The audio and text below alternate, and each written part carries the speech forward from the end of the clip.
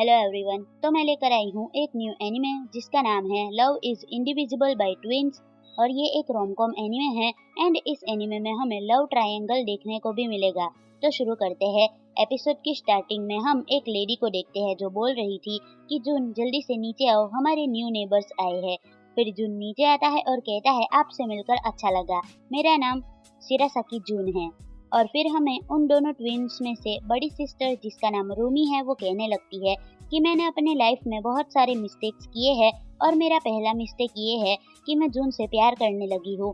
और हम देखते हैं कि रूमी बचपन से ही जून के क्लोज रहने की कोशिश कर रही थी और अपने मन में बता रही थी कि जून बचपन से ही काफी ज्यादा कूल है, वो बिल्कुल मेरे टाइप का है।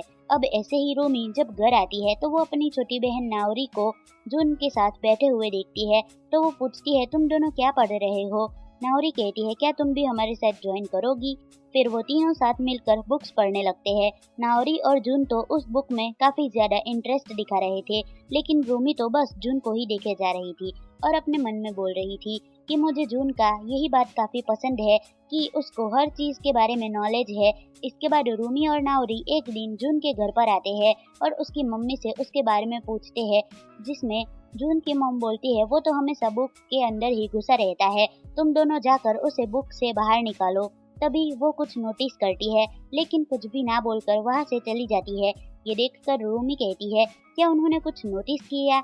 नाओरी कहती है लेकिन वो कम्प्लीटली श्योर नहीं थी। इसके बाद वहाँ पर जून आता है और कहता है कि तुम दोनों यहाँ पर क्या कर रहे हो, जिसमें वो पूछती है कि तुम्हारा मतलब क्या है, जिसमें जून कहता है तुम दोनों ने अपना हेयर स्टाइल चेंज कर दिया क्या। तभी रूमी कहती है कुछ दिनों से तुम हम दोनों को इग्नोर कर रहे हो तो हमने सोचा कि थोड़ी देर घूम कर आते हैं। जून बोलता है ठीक है, मैं जैकेट लेकर आता हूँ। ये सुनकर रूमी और नाओरी काफी ज्यादा खुश हो जाते हैं। उसके बाद रूमी हमें बता रही थी कि जब मैं और नाओरी सेम हाइट के थे, सेम जैसे दिखते थे, तब सिर्फ हमारी मॉम और जून ही हम दोनों को अलग अलग बता सकते थे। यहाँ तक कि हमारे डैड को भी पहचानने में दिक्कत होती थी कि नाओरी कौन है और रूमी कौन है। और फिर वो लोग पार्क में आते हैं एंड नाओरी और जून झूला खा रहे थे। तभी रूमी आकर पूछती है कि जून तुम कौन सी बुक पढ़ रहे हो, जिसमें जून उसको एक बुक की नाम बता देता है। लेकिन तभी वहाँ पर रूमी की दोस्त आ जाती है और उसको बुलाने लगती है। नाओरी तभी जून से पूछती है तुमने वो बुक पढ़ी क्या। तो जून शर्मा कर बोलता है कि ये तुम क्या बोल रही हो। ये देखकर नाओरी समझ जाती है और कहती है मुझे पता था कि तुमने वो पढ़ा ही है। और उन दोनों को दूर से रूमी देख रही थी और अपने मन में कहती है मुझे लगता है जून मुझसे ज्यादा नाओरी के साथ क्लोज है। देन अगले सीन में रूमी और उसकी दोस्त साथ में बैठे हुए थे। तभी कुछ क्लासमेट्स आकर रूमी से पूछती है पुरुष सेन के ग्रुप नाओरी को चिढ़ा रहे हैं और परेशान कर रहे हैं, जिसमें रूमी कहती है मुझे नहीं लगता कि नाओरी को इससे कोई भी फर्क पड़ता होगा। ये सुनकर वो दोनों आपस में बातें करने लगते हैं कि वो ऐसी ही है। रूमी अपने मन में कहती है कि नाओरी हमेशा अपने आप से ही बातें करती है, इस वजह से ज्यादातर लड़कियां उसको पसंद नहीं करती। वो दिखाती है कि उसको कोई फर्क नहीं पड़ता, लेकिन मैं जानती हूँ उसके मन में ही थोड़ा बहुत तो फर्क पड़ता है और मैं इकलौती ऐसी हूँ जो कि उसकी साइड हमेशा रहती है। इस वजह से रूमी पुरुष सेन से बात करती है और कहती है मुझे पता है कि गलती नाओरी की ही है, लेकिन फिर भी तुमने जो किया वो भी गलत था। पुरुष सेन कहती है तुम्हें उससे क्या, और ये बोलने के बाद वो वहाँ से चली जाती है और एंड में रूमी कुछ भी नहीं कर पाती है, जिस वजह से वो उदास हो जाती है। अब अगले दिन रूमी अपने क्लास में बैठी हुई थी, लेकिन तभी उसकी दो क्लासमेट्स उसको बुलाने आते हैं और कहते हैं कि रूमी जल्दी हमारे साथ आओ। वही नाओरी के क्लास के अंदर हम जून को देखते हैं जो कि कहता है नाओरी अब पुरुष सेन से माफी मांगो। तो नाओरी पुरुष सेन से माफी मांगती है और जून के कहने पर पुरुष सेन भी नाओरी से माफी मांग लेती है। और अब ये सब कुछ रूमी देख रही थी, जिस वजह से जून रूमी को बुलाता है। फिर वो पुरुष सेन से कहने लगता है क्या तुम्हें रूमी से कुछ कहना नहीं था। ये सुनने के बाद पुरुष सेन रूमी से भी माफी मांग लेती है। इसके बाद जून कहता है बाकी सब तुम लड़कियां संभाल लेना, और फिर वहाँ से चला जाता है। और रूमी फिर हमें बताने लगती है कि जून एक पीस मेकर की तरह है, वो हमेशा हीरो का रोल ही प्ले करता है, जिस वजह से मैं उसके प्यार में और भी ज्यादा गिरने लगी। और जितना ज्यादा समय बीतने लगा मैं उसके प्यार में और भी ज्यादा गिरने लगी। और एक दिन मुझे रियलाइज हो ही गया कि मैं उससे सचमुच का प्यार करती हूँ। और हमें कुछ साल बाद का सीन दिखाया जाता है जहाँ पर रूमी उनके क्लास में आती है और क्लास के अंदर जून और नाओरी बात कर रहे थे और उन्हें देखने के बाद रूमी थोड़ी उदास हो जाती है, फिर बाहर ही वेट करने लगती है और फिर हमें बताने लगती है कि जब मैं मिडिल स्कूल में गई तब से मैंने और जून ने बहुत ही कम बात करना शुरू कर दिया क्योंकि मैं अपने अपीयरेंस को लेकर काफी ज्यादा चिंतित थी, लेकिन नाओरी बिल्कुल भी ऐसा फील नहीं करती है। मैं तो उन दोनों को हर समय साथ ही देखती थी। मैं भी नाओरी की तरह जून के साथ बहुत ज्यादा समय बिताना चाहती थी। अब हम एक दिन रूमी को देख पाते हैं जो कि रेडी हो रही थी और फिर हिम्मत करके जून को मैसेज करती है कि मैं कन्वीनियंस स्टोर में जा रही हूँ, तुम भी मेरे साथ आओ। जिसके बाद वो नाओरी से पूछती है, मैं स्टोर जा रही हूँ, क्या तुम्हारे लिए कुछ लेकर आना है? जवाब में नाओरी नहाते नहाते कहती है, मेरे लिए पुडिंग लेकर आना। देन अगले सीन में वो दोनों सब कुछ खरीद कर वापस आने लगते हैं और उसके बाद वो लोग एक पार्क में आते हैं। जून पूछता है, तुम मुझे यहाँ पर क्यों लेकर आई हो? रूमी उसको बैठने के लिए बोलती है और कहती है, मुझे तुमसे थोड़ी बात करनी है। जिसके बाद वो दोनों फिर से बुक्स के बारे में बातें करने लगते हैं, लेकिन तभी रूमी हिम्मत करके बोलती है, जून क्या तुम मुझे डेट करोगे? ये सुनकर जून कंफ्यूज्ड हो जाता है और कहता है, अचानक से ये क्यों पूछ रही हो? रूमी तो बहुत शर्मा रही होती है, लेकिन फिर भी वो जून से कहती है, नेक्स्ट ईयर हम दोनों थर्ड ईयर में पहुंच जाएंगे और क्या तुम हाई स्कूल में जाने से पहले एक बार डेटिंग करना एक्सपीरियंस नहीं करना चाहोगे?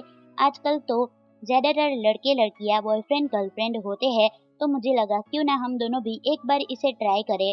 मैं तुम्हें काफी लंबे समय से जानती हूँ, इसीलिए मैं तुम्हारे ऊपर ट्रस्ट कर सकती हूँ और मुझे पता है कि तुम भी मेरे साथ कंफर्टेबल फील करोगे। ये सब सुनकर तो जून कुछ नहीं कहता है और बहुत ही ज्यादा कंफ्यूज रहता है और इस वजह से रूमी अपने मन में कह रही थी, मैं काफी ज्यादा पथेटिक लग रही हूँ, मुझे लगता है कि मैं अभी रो दूंगी। लेकिन तभी जून कहता है, क्या तुम सच में मेरे साथ डेट करना चाहती हो? जवाब में रूमी हाँ कहती है। जून कहता है, ठीक है फिर चलो एक बार ट्राई करते हैं। रूमी तो काफी ज्यादा खुश हो जाती है और वो घर पर अपनी बहन को भी ये सब कुछ बता देती है।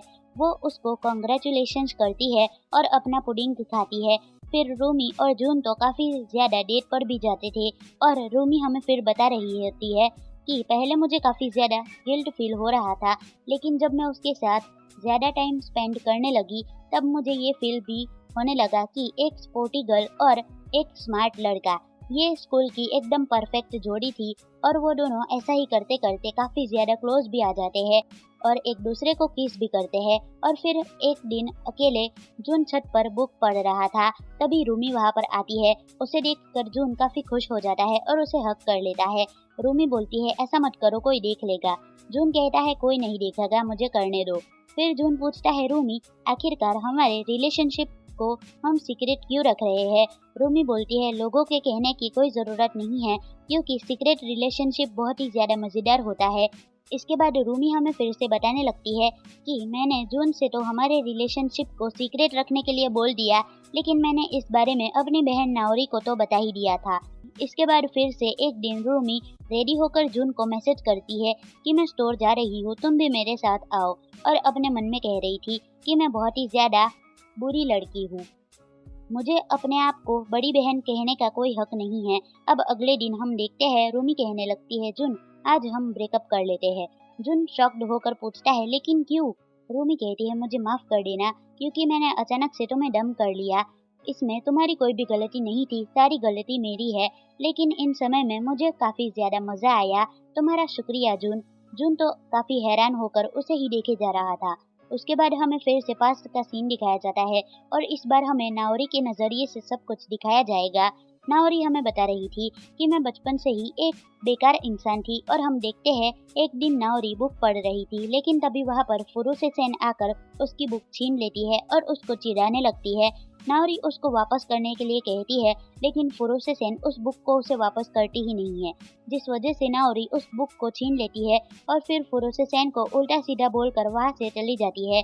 और नाओरी फिर हमें बताने लगती है कि मैं बहुत ज्यादा सेल्फ स्टीम हूँ, यहाँ तक कि नाओरी को पता होता है कि उसकी पीठ पीछे हर कोई उसके बारे में उल्टा सीधा बोलता है, उसे लोनर कहते हैं, लेकिन इसके बावजूद भी नाओरी को कुछ फर्क नहीं पड़ता क्योंकि उसको रियल वर्ल्ड और रियल लोगों के अंदर कोई भी इंटरेस्ट नहीं था। और नाओरी कहने लगती है कि मैं हमेशा अपने आप को बहुत ज्यादा ऊपर समझती थी, लेकिन एक बंदा था जिसने मुझे असली दुनिया दिखाई और उसके बारे में सब कुछ समझाया, मुझे ड्रीम वर्ल्ड से रियल वर्ल्ड में लाया और हम्बल कैसे रहते हैं वो भी सिखाया। वो एक नंबर का जर्क था। इसके बाद मिडिल स्कूल में नाओरी और जुन एक ही क्लास में थे और वो दोनों काफी ज्यादा क्लोज हो गए थे, काफी ज्यादा बात भी करते थे। लेकिन रूमी दूसरे क्लास में थी और कभी कभार वो इस क्लास में आया करती थी। मुझे काफी लंबे समय से पता था कि मेरी बहन को जून से प्यार है, इस वजह से मैं उसे कभी भी कह नहीं पाई कि मैं कैसा फील करती हूँ, क्योंकि मैं नहीं चाहती थी कि हमारे बीच में जो कुछ भी है वो सब कुछ चला जाए। रिलेशनशिप को कंफर्टेबल रखना यही मेरी फर्स्ट प्रायोरिटी थी। और हमें पता चलता है कि नाओरी तो हमेशा से हर किसी से टॉप में रहने की कोशिश करती थी। वो सब कुछ फास्ट करती थी, यहाँ तक कि एग्जाम में भी सबसे पहले वो लिख कर सो जाती थी।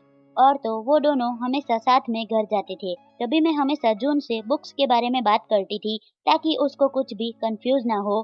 सच बात तो ये है कि मैं कुछ भी नहीं थी बल्कि एक कावर्ड थी। उसके बाद फिर से हम वही दिन देख पाते हैं जहाँ पर रूमी नाओरी को आकर कहती है, मैं और जून अब से डेट करेंगे, मैंने उसको प्रपोज कर दिया है। जो सुनने के बाद नाओरी काफी खुश हो जाती है और उसको कॉन्ग्रेचुलेशंस करती है। रूमी कहती है, मुझे पता था ये सुनकर तुम भी काफी खुश हो जाओगी। नाओरी बोलती है, तुम चिंता मत करो, मैं तुम्हें हर चीजों में मदद करूंगी। असल में रूमी और जून डेट करने लगे थे, जिस वजह से नाओरी काफी ज्यादा उदास होने लगी थी। उसके बाद हम ये देखते हैं कि नाओरी मेकअप करने में रूमी की मदद करती है और डेट में हर एक इंस्ट्रक्शन भी देने लगती है कि उसको क्या करना चाहिए और क्या नहीं। इस वजह से रूमी नाओरी को थैंक यू करती है। लेकिन तभी नाओरी अपने मन में कहती है कि मैं काफी ज्यादा सोचती थी कि आखिरकार मेरी बहन और जून क्या बातें करते होंगे। जून एक चलता फिरता इंसाइक्लोपीडिया है जो कि इस दुनिया में हर चीज के बारे में जानता है। वो बहुत ही ज्यादा स्मार्ट है और मेरी बहन रूमी हमेशा प्रेजेंट मोमेंट को बहुत ज्यादा एंजॉय करती है। तो मुझे नहीं लगता कि मैं कभी भी फील कर पाऊंगी कि उनका स्पेशल टाइम कैसा होता है।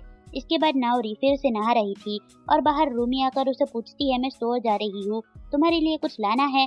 जवाब में नाओरी पुडिंग कहती है। कुछ देर बाद रूमी आकर उसे कहती है, मैंने जून से ब्रेकअप कर लिया। नाओरी काफी ज्यादा शॉक्ड होती है और कहती है, क्यों? जवाब में रूमी कहती है, मैं उसे डिसलाइक नहीं करती हूँ, लेकिन लगता है कि वो समय आ चुका है। नाओरी पूछती है, आखिरकार जून ने क्या कहा? रूमी बोलती है, उसको कोई भी आइडिया नहीं है कि आखिरकार मैंने उससे ब्रेकअप क्यों किया। मैंने उससे फोर्सफुली ब्रेकअप कर लिया, लेकिन इन समय में मुझे बहुत ही ज्यादा मजा आया। हम दोनों ने काफी सारी मेमोरीज बनाई और तुम्हारा भी बहुत बहुत शुक्रिया। नाओरी बोलती है, तुम बेवकूफ हो, आखिरकार तुम मुझे क्यों थैंक यू कह रही हो? रूमी कहती है, मेरे और जून के डेट के बारे में तुमने कुछ भी नहीं पूछा इसलिए। दिन अगले सीन में नाओरी को नींद नहीं आ रही थी और इसी वजह से वो यही सब के बारे में सोची जा रही थी। वही दूसरी तरफ जून को भी पढ़ने का मन नहीं कर रहा था और वो भी इन सब के बारे में ही सोचे जा रहा था।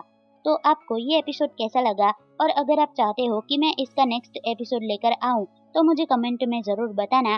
वीडियो अच्छी लगी हो तो इसे लाइक कर देना और चैनल पर नए हो तो सब्सक्राइब भी कर देना। मिलते हैं नेक्स्ट वीडियो में, बाय।